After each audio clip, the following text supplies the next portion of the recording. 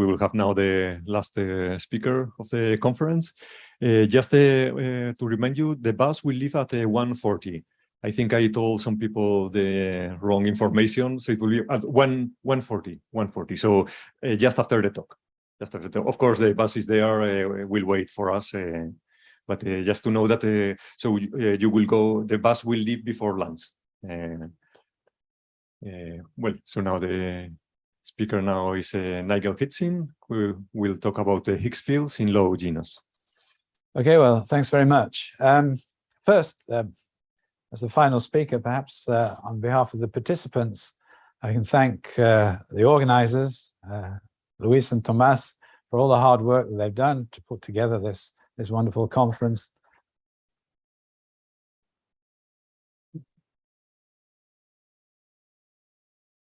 The conference in honor of Oscar's achievements, which are many.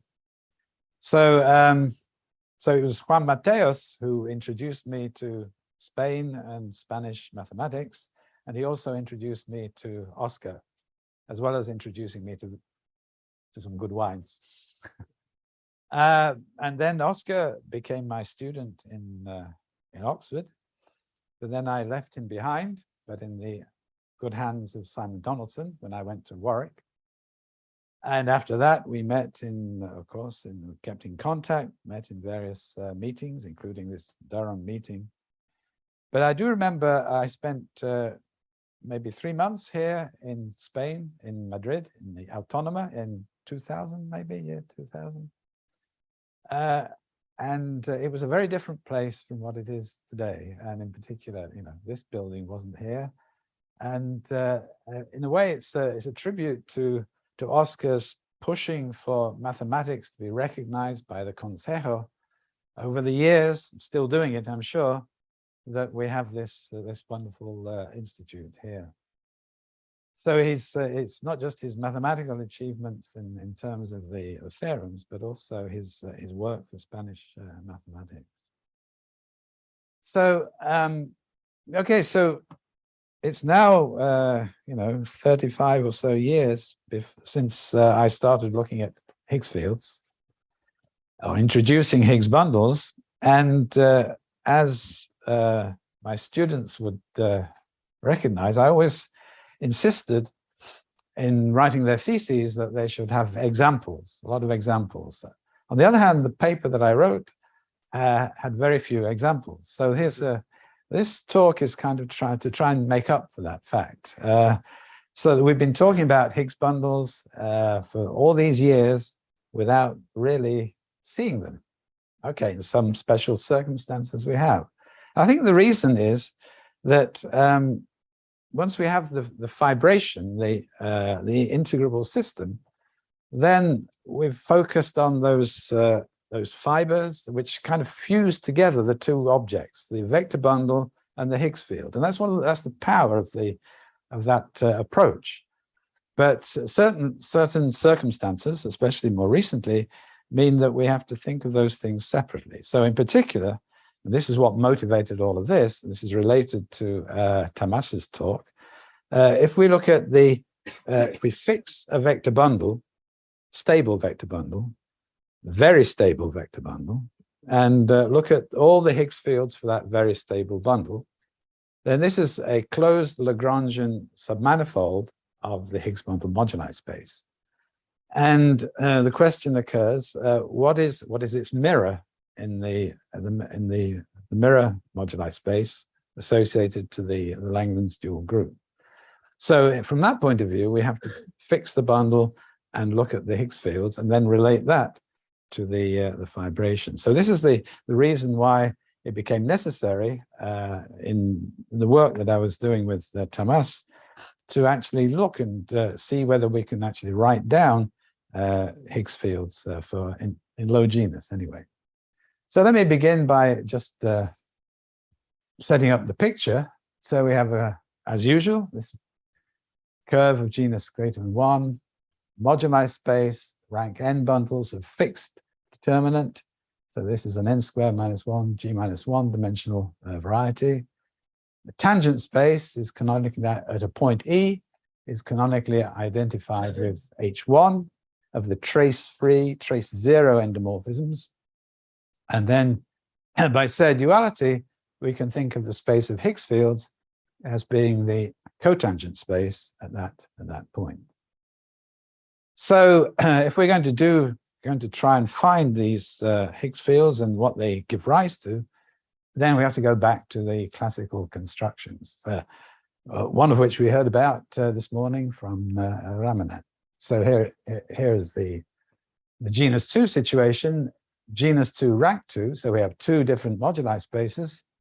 One is where the determinant is trivial. So in this case, as we heard this morning, the moduli space is P3. And then in odd degree, it's the intersection of two quadrics in P5. Now, if we go to genus 3, rank 2 with trivial determinant, then Narasimhan and Ramanand showed that the moduli space was given by a quartic hypersurface in P7. So this is 6-dimensional. 3G minus 3 is we're in rank 2. So we're always talking about 3G minus 3-dimensional spaces here. So it's a 6-dimensional subvariety of P7 given by a quartic surface, which was studied by Coble. And in rank somewhat later, for genus 2 in rank 3 with trivial determinant, then the moduli space was identified with a double cover of P8 branched over a sextic, which is also associated with the work of Coble. So I think the defining article on this was by Ortega, but there are subsequent articles which elaborate on that. So these are the ones where we have a really explicit description for a general curve. So of course, as we heard from Ramanand this morning, for a hyperelliptic curve, we can go a little bit higher in rank 2. So what are these Coble? Well, I won't write down any formulas for Coble hypersurfaces, but they are, Beauville wrote an article about them. One of the main properties of them is that they are invariant under the action of a Heisenberg group. Well, so what is this Heisenberg group? Is a central extension by elements of order n of an abelian group of order n. So in our context, we have a vector space. So there are various projective spaces in the descriptions that I've given, the classical descriptions. The action on the projective space, or on the subvariety of projective space, comes from tensoring the vector bundle by L, where L is a line bundle. If this is a rank n bundle, if L to the n is trivial, then this gives an action of this abelian group on the moduli space. But it comes from in case that's sitting inside a projective space in these low dimensional examples, it comes from an action of this central extension. So in a way, when I talk about Heisenberg invariance, it's just a convenient way of talking about the action of this, but it's part of the language, particularly of Beauville in these hypersurfaces. So it's given. So the quartic is given by some homogeneous polynomial, which is invariant under this finite Heisenberg group. Now, the issue as far as Higgs fields is concerned is that, of course, tensoring E by a line bundle makes no difference at all to the endomorphisms. And so, so anything we construct by using Higgs fields is going to be independent of this Heisenberg action. So that'll be important later on. So I'll usually regard, so here, let's look at this particular example. So this is, so when we, okay, so the smallest example is genus 2 even degree, or let's say trivial determinant. We see that the moduli space of semi-stable bundles is actually P3 in this case. The action, we've got the group here, gamma, H1 of C with Z2 coefficients. The quotient of this is another famous object called the Agusa quartic. So it's a quartic, a singular quartic hypersurface, quartic threefold inside P4. So that's well, it has another role as well, but anyway, that's called the Igusa quartic. And in the case of genus 2 odd degree, well, we already heard that N, the moduli space there, is the intersection of two quadrics in P5. But when you take the quotient by gamma, then what we're getting is actually, it turns out to be a double covering of P3 branched over 6 planes. And this goes back to Attia's thesis, essentially. So he wrote this when he was a graduate student. So he gave a description of projective bundles. So the corresponding projective bundle for the rank 2 bundle. So that's a ruled surface. And he gave a description, which is in fact, the easiest place to start with to actually look at Higgs fields. So let me tell you what this is all about. In fact, for many years, I thought that this was the whole point about this paper was that it gave a translation from the classical algebraic geometry of ruled surfaces to the modern, at the time, study of vector bundles. But it contains some very explicit stuff, and in fact, it's very useful, very beautiful. So there are two issues here that I want to refer to. So one of them, so here is, so here we're talking about if you like, the integrable system. We're talking about the quadratic differentials in rank 2, which arise from taking a Higgs field. So this is, if you like, this is the base of the integrable system. In rank 3, we've got the quadratic and cubic polynomials, and this is the base of that integrable system. So this is part of the whole picture of this relationship between stable bundles and integrable systems. But one of the issues is this: suppose we fix the vector bundle E, then, and suppose it's very stable, then this is the mirror symmetry argument, that we're interested in the mirror of this, which should be a vector bundle on the mirror moduli space. But what the question here is, what kind of structure does that vector bundle have? And one part of that structure is the effect of this proper map. So very stable means that this map here, or this map here in particular, is going to be proper, but it's given by some polynomial functions. So in rank 2, it's given by n quadratic expressions. So this is the origin of the multiplicity algebra that Thomas Hauser was talking about. So he was talking about ones which are, if you like, this proper map, which occurs corresponding to a fixed point much higher in the nilpotent cone than the ones I'm interested in, which is where E is very, very stable. E is a stable bundle itself. So that's the first attitude. First issue is this, where you fix E, look at this Lagrangian, and we want to understand the Hitchin map, if I'm allowed to say that, restricted to that, which is given by this proper map here.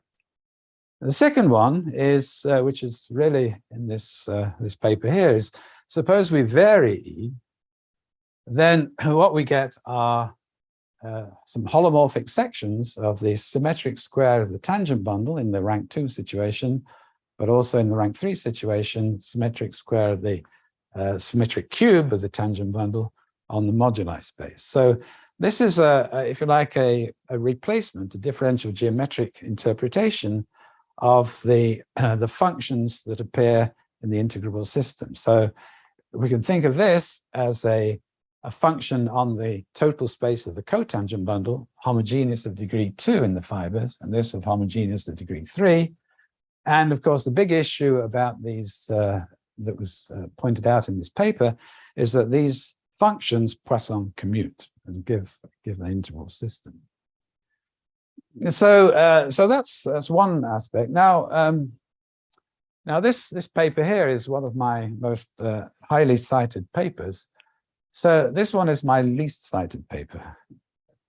So I thought this was an opportunity to actually give it some air And so the point was that there's a skew symmetric version of that integral system. But the integral system comes from taking a symmetric invariant polynomial on the Lie algebra, evaluating it on Higgs fields, and getting a holomorphic section of some power of the canonical bundle. But you could do it for invariant alternating forms as well. So in particular, and this is the only one I'll talk about here, if we look at the standard 3 form on the Cartan 3 form on the Lie algebra, then if we have 3 Higgs fields, we can evaluate on this, and this gives us a map from the third exterior power of the cotangent space at a point into this the space of this 5G minus 5 dimensional space of cubic differentials. So what that means is that if I take an element in the dual space of this and evaluate on that, then I get a holomorphic section of this third exterior power. And okay, well, we don't just get that, but there are 2 key properties about either of these. One is that the Heisenberg group acts trivially on them because, as I said, they're defined in terms of Higgs fields. So whatever tensors we get on the moduli space are going to be Heisenberg invariant. And perhaps the more important one is that there's an integrability here. So since the Poisson commuting of the symmetric ones is well known, this is perhaps less well known, that if you have if you look at holomorphic sections of the kth exterior power of the tangent bundle on M, on any manifold M, then there's a bracket operation called the Schouten bracket, which extends the Lie bracket of two vector fields. So 2 sections of T, you bracket them together, you get another one. It's perhaps more familiar if you take the case of K equals 2. So a holomorphic section of the second exterior power of the tangent bundle is a Poisson structure if it commutes with itself. And but then what it turns out is that actually when we construct these trivector fields, I think I'm going to call them, then the image of this consists of commuting in that sense. So this is something, so it's the whole picture, if you like, of this whole space of holomorphic polyvector fields, they're called. And this bracket it forms what's called a Gersten-Haber algebra. But the role of this bracket is not clear to me. It's certainly not clear to me how it fits into Langland's program or anything like that, but it's there. And so I think it's worthwhile exploring. So we're going to do both of these things, but I think I'll concentrate rather more on the skew symmetric case because that's less familiar. So let's start then with genus 2, rank 2, genus 2, odd degree. And this is, so let me give you a description of Attia's construction. So he says, well, we're looking at projective bundles, in fact, but we can assume, and he defines them in terms of extensions, and he assumes that you can represent it by an extension where the subbundle is trivial. So obviously if we're only looking at projective bundles, we can always do that. And then the quotient bundle is of degree 1. So we have an extension class here, which is in this group. Its dimension is just 2-dimensional. So it's uniquely determined up to a scale by the sections of the Serre dual, which it annihilates, right? So it's, if you like, the projective space of a 2-dimensional vector space is canonically isomorphic to the projective space of its dual. But anyway, this is what it means. It means that it's determined by a section. So we have a section of this line bundle KL, and that determines the extension class in this way. So S is this is a degree 3, L is a degree 1. We're on a genus 2 curve. So the divisor of S is a triple of points on the genus 2 curve. So in fact, it has 4 degree 0 subbundles. So you can rescale in 4 different ways. We have this, the hyperelliptic involution with 6 fixed points. The quotient is P1. So it's a double cover of P1 branched over those 6 points. And a single vector bundle E up to projective equivalence, in fact, has 4 divisors associated to it, corresponding to the 4 degree 0 subbundles. And this is what they are. So if you like this, we can look at the images of these 3 points in the projective line. And what we're getting is half of the possible 8 points which lie above those 3 points. So this is why, if you like, the moduli space is a double cover of the symmetric product of P1, third symmetric product, taking the image of P, Q, and R, and then the double cover is determined by this. And of course, the missing ones are given by applying the involution. So sigma P plus Q plus R doesn't appear in here. So it's the involution, the effect of the hyperelliptic involution on the bundle, which gives you the double covering. So so the branch points are given by these planes here in P3, which are, so we've got these six planes in P3, and that's the branching of this picture here. So okay, so what is that P3? So symmetric product of S3 of P1. We can think of that as a space of cubic polynomials in one variable, and then there's the discriminant of a cubic polynomial. That's a sextic surface in here, famous one. And in fact, okay, so this n should really be n modulo gamma. Anyway, this is a moduli space of projective bundles. Then in the context of Anna's talk, the wobbly locus here is the inverse image in this double cover of this discriminant sextic hypersurface. So we know what the very stable bundles are and what the wobbly ones are.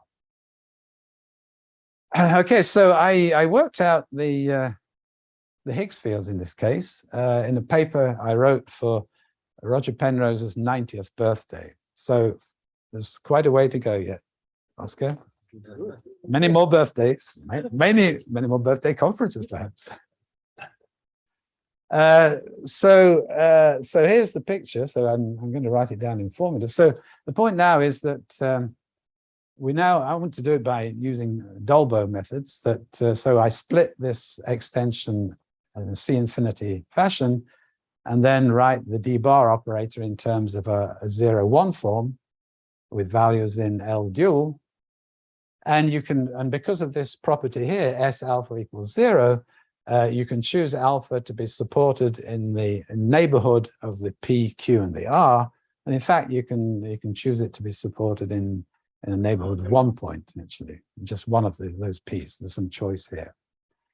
And then, okay, so then you get these formulas. So here you get the Higgs fields. So this is, what is this? So this is this takes values in, well, anyway, it's a formula, basically. I don't need to go into the details of it. But the one important issue is that, so what we have here are, so this is 3g minus 3 is equal to 3. We only need 3 Higgs fields. So we have 2 here that preserve the trivial subbundle. And with the third one, well, it preserves the trivial subbundle at P, Q, and R, which is where this section S vanishes. So actually what that means is that you can do a Hecker transform at these 3 points. So if you want to take a Higgs bundle and make Hecker transformation, then you need the Higgs field to preserve the subspace that you're picking out to make the Hecker. So this, in fact, this case, you can do 3 Hecker transforms and then actually transform it to, if you like, what's called the Hitchin section, if you like. And as a consequence of this, then in fact, this multiplicity algebra that Thomas was saying I was going to mention, okay, is like in his case. So it turns out in this case, to also be the cohomology of a homogeneous space, in this case, CP1 cubed. So very simple algebra. So this is slightly unusual in the context of what we were doing. There we were basically looking at higher fixed points of the C-star action where you get a direct sum of line bundles. But it turns out in this case that actually you can even take a stable bundle, and then the upward flow from that is obtained from the Hitchin section by Hecker transforms. Anyway, that's the okay. So this is what it looks like in coordinates. So what the symmetric tensor looks like. So I've written down the Higgs fields. What does the symmetric tensor look like? Well, A1, A2, A3 are, if you like, coordinates on the symmetric product, or before you make them symmetric. And so this is, so what we should say is that this is an expression, this is a quadratic expression in X. So the three coefficients of X squared, X, and the trivial one, these are the three Poisson commuting functions, if you like. If I think of this as a function on the cotangent bundle, these are Poisson commuting. So the integral system is determined by the three coefficients of this. But we can look at also the skew symmetric tensor as well, and that has a form which looks like this. So we can actually work things out explicitly. So now it's cubic in X, and so what is the relevance of that? Well, one point is that we've got the y's here. So these are the values of y. So the curve is y squared is equal to f of x. So if we apply the hyperelliptic involution, then y goes to minus y. So rho goes to minus rho. So actually, so on the other hand, this is the space of cubic differentials. We have the cubic expressions in X, but we also have y itself. So y squared is equal to f of x. Y is a section of O3 on C. It's a section of the pullback of O3 from P1 on C. So that's a section of K cubed. And that, of course, goes into -1 under the involution. So on the other hand, in these local coordinates, we're looking at dx cubed over y cubed. So actually so rho is going to be anti-invariant. The rho that we've got here involves a cubic expression. So it pairs naturally, or it evaluates to this part, and y goes to -i, so that's anti-invariant. So we're now interested in the sort of thing that Oscar's an expert in, involutions on moduli spaces of bundles. In this case, the involution is given by the natural action of the hyperelliptic involution on C.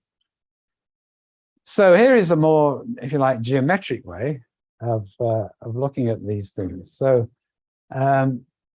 so we've seen that, so P is here a double covering branched over a sextic. So P3 is this quotient by the action of the hyperelliptic involution. So if we forget about the singularities, then the direct image, because we're looking at the double covering branched over a sextic, then the direct image of the structure sheaf is O plus O minus 3. And so if you like, the anti-invariant part is the O minus 3. Now, trivector fields, so forms, of course, exterior forms we can pull back. Trivector fields, so sections of exterior pairs of the tangent bundle, in a way we can push them forward, but this is maybe the better way to say it. If you look at a local section on P3 of a local form here, in this case, top degree form, we can pull it back. And then with our tensor, our skew symmetric tensor on N, we can evaluate and get a function, a local function, if you like, and we can take the direct image and get a section of this. So basically, any section, any trivector field on N will give us a section of this bundle on P3, and the anti-invariant ones are these. So we can kind of recognize what we got. So what I've just said is that, okay, so that I've got a four-dimensional, we've just seen a four-dimensional space of trivector fields, those four coefficients of the cubic polynomial.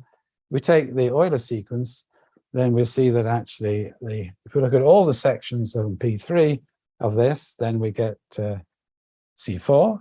Okay, so because this is the anti-canonical bond with P3, so that's O4. So this is just C4. And so in fact, we can say that every anti-invariant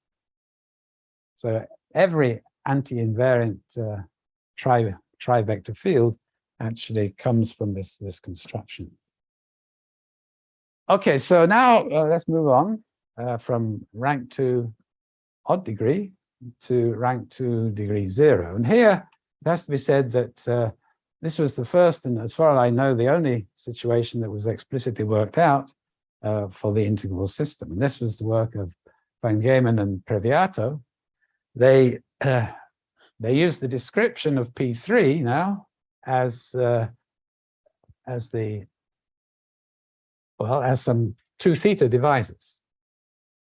But they managed to reorganize the information in such a way that you lose the vector bundle completely. It's just the geometry of these 2 theta divisors. So a generic divisor is a genus 5 curve. There's an involution. So by Serre duality, if E tensor L has a section, then so does E tensor K L dual. So Serre duality in Riemann-Roch. So there's a free involution on this genus 5 curve. The quotient is a genus 3 curve, and you get back to the genus 2 curve from the prim variety of C5 over C3, which is the Picard variety of the genus 2 curve. And what goes into it is an identification of the space of Higgs fields with this space on the genus 3 curve. This is a beautiful classical picture, but what they do effectively is relate the integral system to the geometry of this C5 genus 5 curve in this system, which has this involution. So the upshot of this was a formula. Well, the formula was really written down in its most explicit form by 2 physicists, Gawensky and Tran, and it's a very beautiful formula. So, of course, the moduli space is P3. The cotangent bundle of P3 can be expressed as a symplectic quotient, and so that's what the P's and the Q's mean. And so we should have P not equal to 0 in this. Sorry.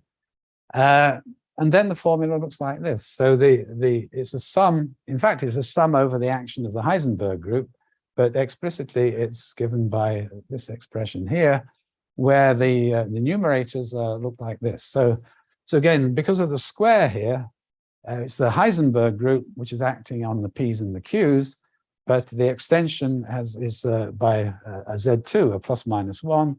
So actually these squares don't affect it. So there's a very explicit formula here for the integral system, or equivalently, the symmetric tensors that appear in the moduli space.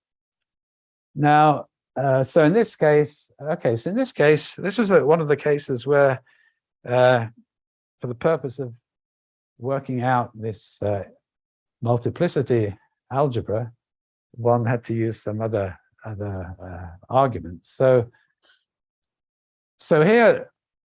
now we heard about discriminant of for a pencil of quadrics in Ramanan's talk.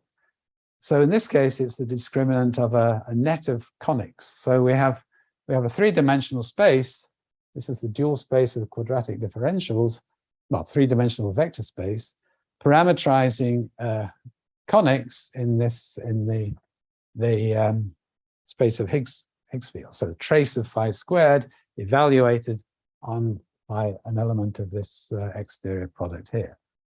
So we have a family, if you like, a 3-dimensional family of quadratic forms, and that has a discriminant, which is a cubic curve in this plane P2 here. So now to identify this, the properties of this cubic, we can use this feature here, which is useful in this case. So if k to the half is an odd theta characteristic, this is in general, then this is like the mod 2 index theorem. So because this n0 of E, or this adjoint bundle, is odd dimensional, then this has to be odd dimensional. You can think of this as, if you like, as deforming this bundle here, which has, so E has trivial top exterior power. So you could C infinity deform this to the trivial bundle. Then this mod 2 invariant remains the same, and then it will be 3 copies of the mod 2 invariant for k to the half, which is again, if this is an odd theta characteristic, then is actually still 1. So the point about this is that that if we now take, so these odd theta characteristics are given by the bias stress points. So if we take the section of k to the half, which corresponds to, which vanishes at xi, multiply by this, then we get a Higgs field that vanishes at that point. So there's at least one Higgs field that vanishes at each xi. And what that means is that actually the discriminant passes through these 6 points. And so is a cubic curve which passes through 6 points, in fact, 6 points on a conic.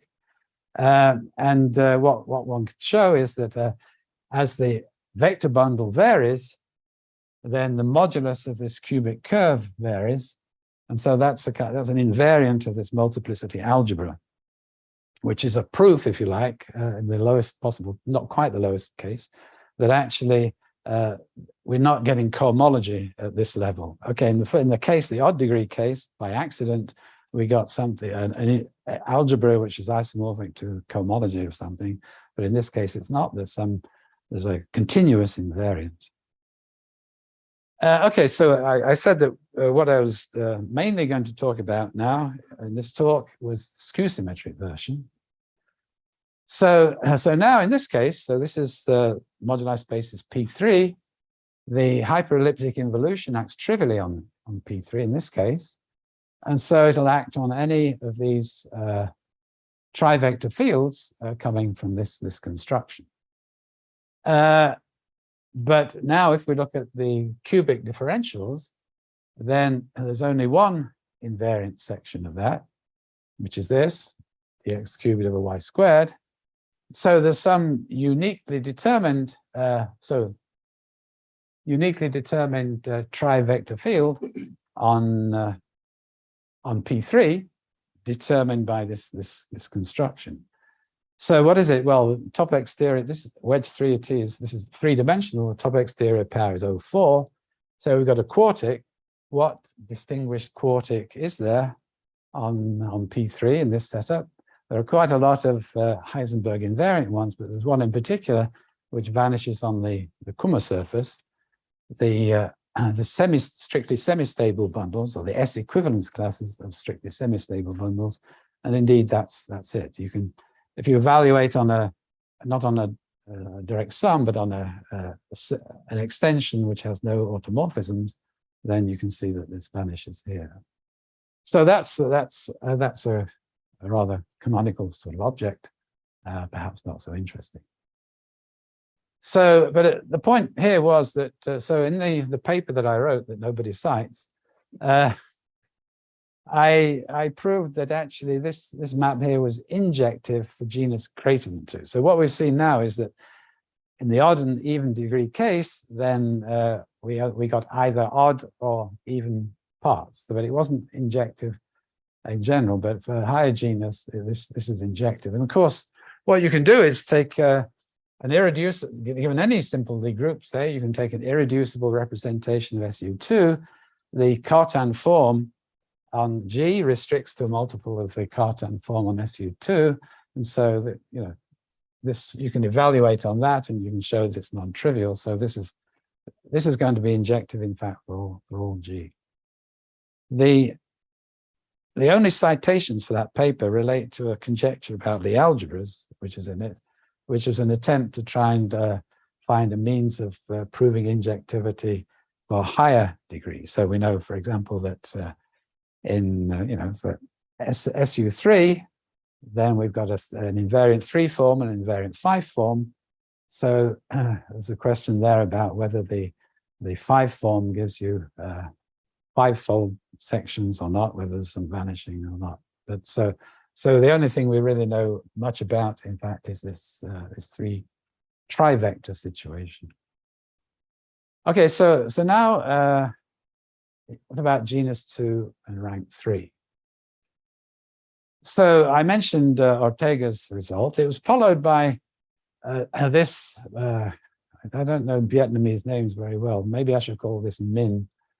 But he actually produces a lot more information based on Ortega's results. And then more recently, I got involved with these. I found these papers, which are extremely interesting and have some relevance. As you can see, it's something about trivectors, and indeed there's a link with sort of things that I was interested in. So now we're now in rank 3 bundles. So we have instead of 2 theta divisors, we have 3 theta divisors, and that's what gives us a 3-dimensional space of this genus 2. So it's 3 squared. This is 9-dimensional vector space. And the moduli space here is this double covering of this P8 branched over a sextic hypersurface, which is is called the Cobol sextic. Anyway, its dual is another of Cobol's hypersurfaces, the Cobol cubic. And what is the covering involution here? Slightly different, another involution for Oscar. So we pull back by the action of the hyperelliptic involution, and then we take the dual. So that's the covering. Now the geometry of this, as it comes from, in particular, comes from these papers here. And one of them is this: that there's an involution. L goes to K L dual. So in the rank 2 situation, this gave the 2 theta. This was an involution on the 2 theta divisor.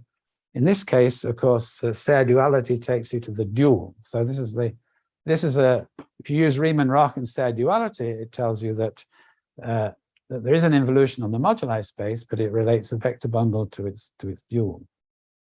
And the fixed points of this involution are, well, there's a projective space. I mean, there's, if you like, in P8, there's a 4-dimensional projective space and a 3-dimensional projective space. And what Nguyen shows is that actually the 3-dimensional space intersects this sextic hypersurface in 6 planes. So we know how to interpret that, right? If we take a rank 2 bundle of odd degree, take the adjoint bundle, that's a rank 3 bundle, and well, we're getting Attia's description here as the double covering of P3 branched over these six planes. So on the other hand, if we look at the other invariant subspace, then that intersects this hypersurface, this branch locus in a quartic and a double plane, and the quartic turns out to be the Agusa quartic, which is the corresponding moduli space in the case of even degree. So the adjoint bundle for a rank 2 even degree bundle sits inside here as the Agusa quartic. So what we can deduce from that in relation to the question that I was asking earlier is that actually both even and odd degree elements in here are represented in this moduli space here by this construction, so that the map here is injective. So genus 2, what I said earlier was that for genus bigger than 2, whatever the group is, then the map is injective. Here, at least genus 2, it may not be injective in rank 2, but it is in rank 3. But perhaps the more important issue here is that here we have an 8-dimensional moduli space. We have a 5-dimensional space of trivector fields. And so it's a non-trivial condition that the bracket should be equal to 0, because the brackets are in here, which is far less than the top degree. So when we're in three-dimensional moduli spaces. To say that they commute is no condition at all, because it's off the top of the dimension. And so that's the role, one of the roles of that. And again, we can look at this from the more geometric point of view, perhaps. Again, this is a double cover branched over a sextic, and so away from the singularities, we have this. So if we do the same thing as before, then we'll get that any trivector field on N defines a section in this way, and so there are some are invariant, some anti-invariant. And here is where one has to be careful about involutions. So depending on what you act on. So the involution is given by taking E, taking the hyperelliptic involution, and then taking the dual. So what happens to a Higgs field? So a Higgs field goes into the pullback of minus phi transpose. That's the involution on the algebra, if you like, is phi goes to minus phi transpose. So then when you apply it to this skew form, you get this, but then the transpose changes the order. And so what you get this, and that means that you're getting an anti-invariant family of trivector fields.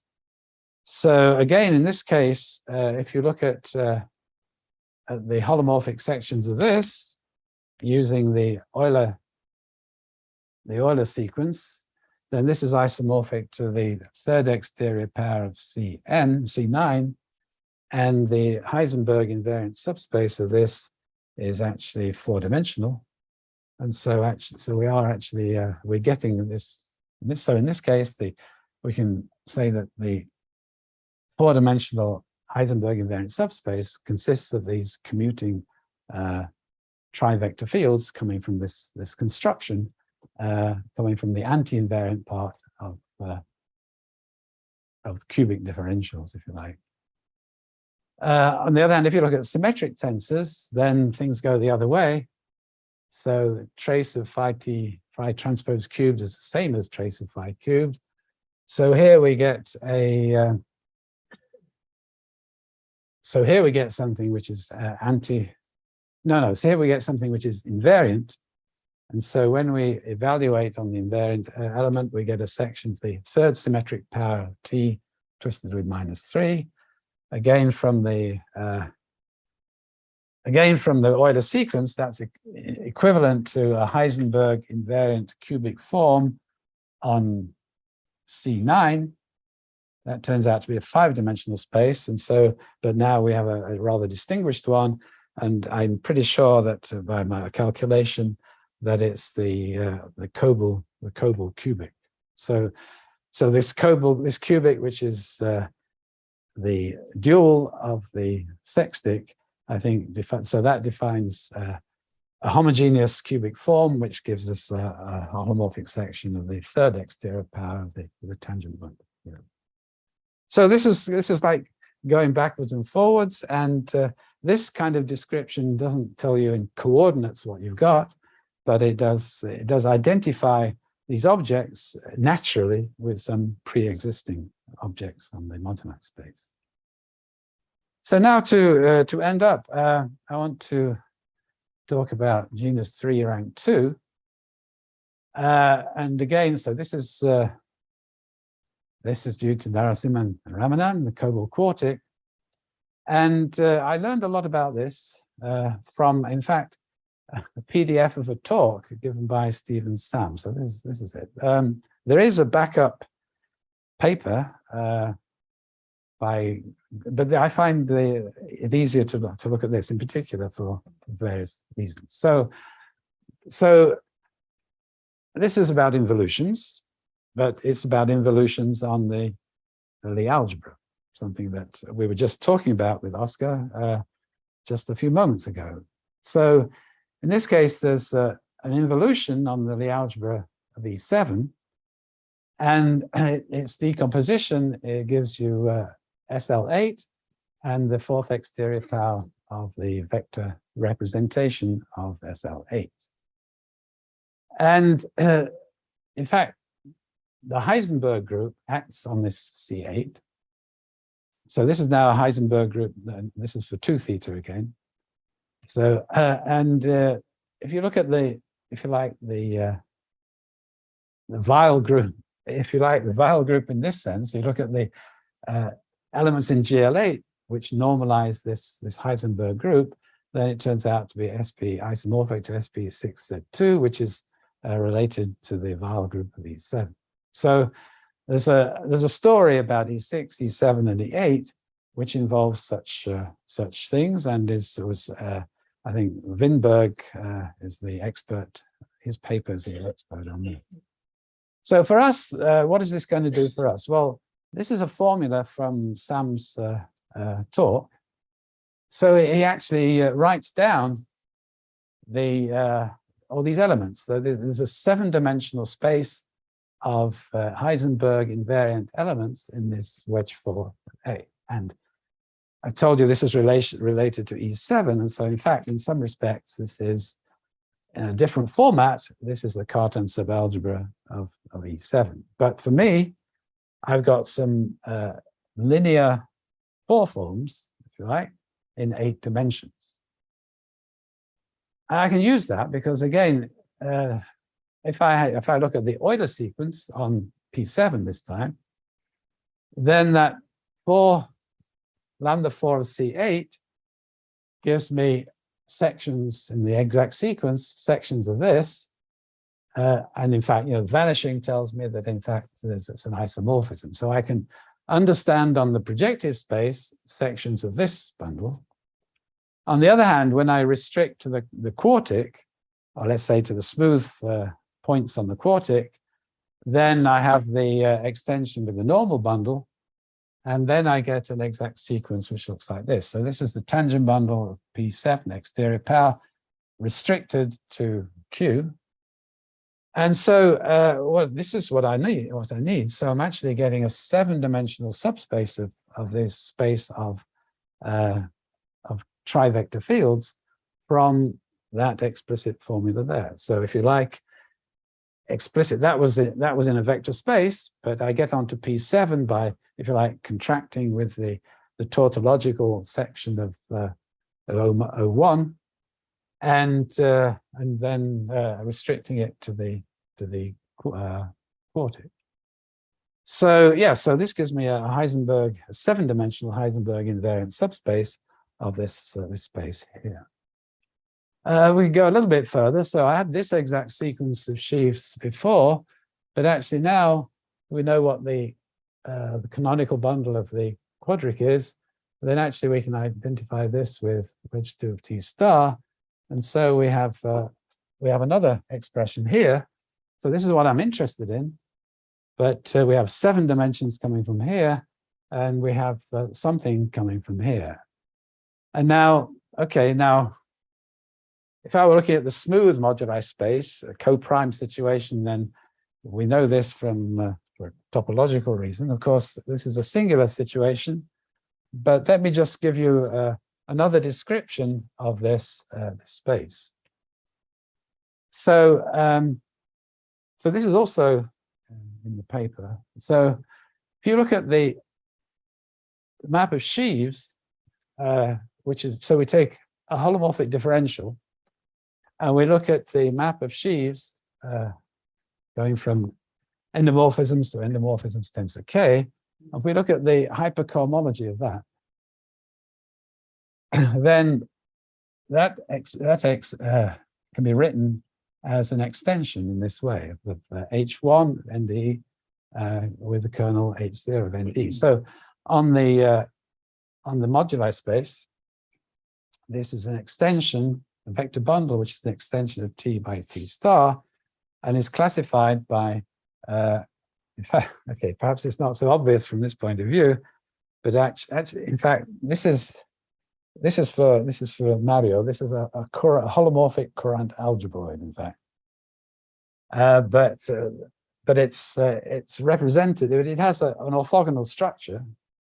In fact, you can see that it has an orthogonal structure because if you look at the zeros of H, I mean, another way of writing this hypercohomology is there's a direct sum over the zeros of H, and then it's the quadratic form on the algebra, which is giving you the symmetric, the orthogonal structure on this. So it's an orthogonal structure. This is isotropic, and then the extension is given by a skew symmetric form like this. The Courant algebroid statement says that it's actually, you can represent it by a co-cycle which is closed, not just, but I don't know what that has to do with this. Maybe there's something, but the point from my point of view is that actually it's defined in terms of endomorphisms and is therefore Heisenberg invariant. So on a smooth moduli space, you would say that the Heisenberg group acts trivially on the cohomology. This is one cohomology 1, 2, but there's another reason for it in this setup. So let's just ignore the question of the possible problems with singularities. And then what we get is genus 3. So we get a 7-dimensional space coming from P7. We get a 3-dimensional space coming from here. We get a 10-dimensional space of Heisenberg invariant sections. And of course, what we get is we have a 10-dimensional space coming from this construction. So injectivity. And so that means that now we have this 10-dimensional space of scout and commuting trivector fields on this moduli space. Well, I don't know how far one can go in this direction. And as I say, I don't know quite what the consequences of the commutativity of these tensors is. So I hope that perhaps somebody will have some thoughts about this. So to finish, this is probably the 3rd birthday conference I've given in a few weeks. One was Peter Newsted's 80th. Last week was Klaus Huleck's 70th. And in both cases, I searched through to try and find something mathematically relevant, which involved 80 and 70. 60 plus epsilon is a little difficult. So this is the best that I could do. I found this in Sam's paper, actually. And it's not 134. So, okay, so thanks.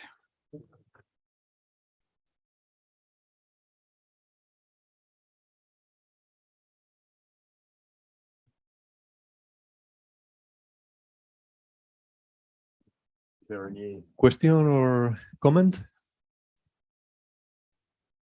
Thank you, Nigel. And precisely about E7, and you mentioned Wingberg, and I mean the theory of, I guess you were alluding to the theory of Wingberg theta groups and Wingberg theta pairs, as I prefer to call them, but there typically theta is an element of higher order than 2. So but you were using an involution, is that? So if I were to do so, I mean, I only mentioned, I suppose, quite briefly, the genus 2 rank 3 situation. And that is the one which is associated with order 3, with the E8s, and yes. And so we can well imagine that involved 3 theta. What was it? It was genus 3 rank 2. No, wait, I'm getting through. Genus 2 rank 3. That's right. So it was 3 theta system. So you can imagine an automorphism order 3 appearing in there anyway. Yes. But there are all sorts of questions associated with that. So in fact, if I might just mention that this splitting into a 7 and a 3 in this genus 3 rank 2 situation. So I had my trivector fields somehow came with, there was a distinguished 7-dimensional space and distinguished 3. I think that's connected with Christian Pauli's description of the moduli space, which involves, the title of the paper is the self-duality of the cobalt quartic. But it means that for every vector bundle, there is a distinguished conic. So there's a distinguished quartic which meets the given quartic tangentially. And that separates out a conic, so a polynomial of degree 2, which I think is related to this splitting here. So there's a backstory to this, which is related to Pauli. And so I'm intrigued and also relates to the E7. So I'm intrigued that there might be a backstory in the E8 case, which relates to E8. I've been talking to Alistair King about this, but I don't know what the answer is. Thank you. One question. If you think of the modular space of stable bundles as sitting inside the nilpotent cone for modular space of Higgs bundles, is there any interpretation of these three vector fields in this picture? So what is your expectation about the role played by these three vector fields? Yeah, I'm not sure. So they exist on the moduli space of stable bundles. But do they define something in the normal directions, which might, by looking at some pairing, which might? I don't think so. I mean, I think, the whole integrable system, of course, relates to Higgs bundles, the symmetric case, but we never really see those quadratic functions on the moduli space itself. So I think this is something about the moduli space of stable bundles itself. Whether there's something similar for I think this is an issue about stable bundles.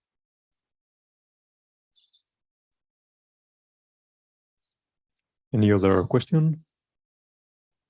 Of course, I could say that polyvector fields are related to the Hochschild cohomology. And so to have a commutative subalgebra, I'm not quite sure what that implies. So I would understand better if there were holomorphic two forms, Poisson structures, I would understand better something about non-commutative deformations. But in fact, we know that these moduli spaces, apart from the intersection of two quadrics, don't have any holomorphic two vectors. So it starts at 3. So there's some geometry there of these, which is, I think, missing.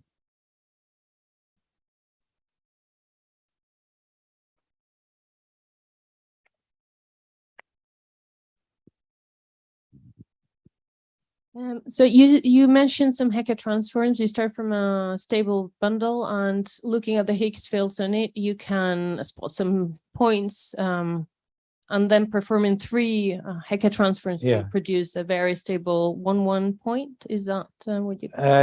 Yes, yeah. Well, they are all very stable in this case. But...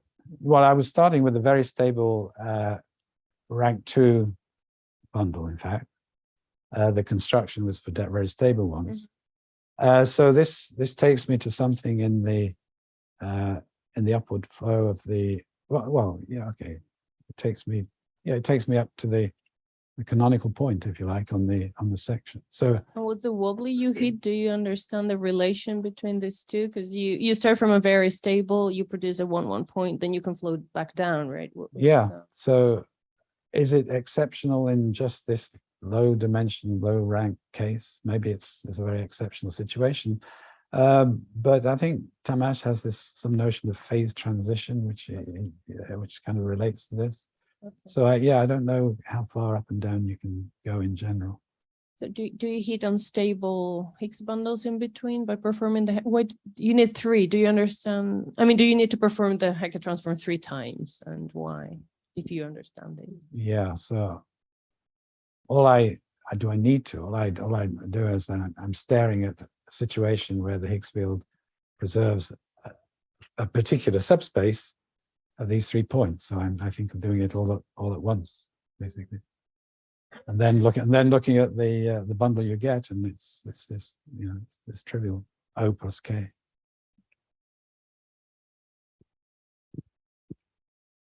Okay, so since we are running out of time, if there are some more questions, you can talk in the bus.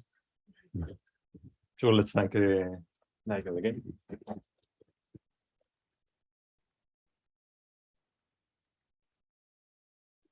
Actually, before you leave, I would like to tell you something. So I want to thank you again for coming. I want to thank the speakers of the wonderful talks, the organizers, and to all of you for coming here and for your warmth and friendship. There has been some complaint that there has been much talk about music and singing, but nothing has been offered. So before you leave, I want to offer you a song, but don't panic. I won't be, or don't get excited. I won't sing it here on the spot. Instead, we're going to play a brief recording that I made with pianist and composer Victor Carbajo, Spanish composer. And this, I think, I find this appropriate for a birthday conference because it's like about the cycles of life and nature, and how after the autumn and winter, there's a spring coming back. Actually, well, this is an aria from the opera Alcina by Handel, and it's called Verdi Prati, and I'm going just to tell you what the words are in English. It says, green meadows, lovely woods, you will lose your beauty, pretty flowers, rapid brooks, your charm and beauty will soon change. The beautiful object has changed to the dismay of the first glance. Then everything will return in you. Maestro?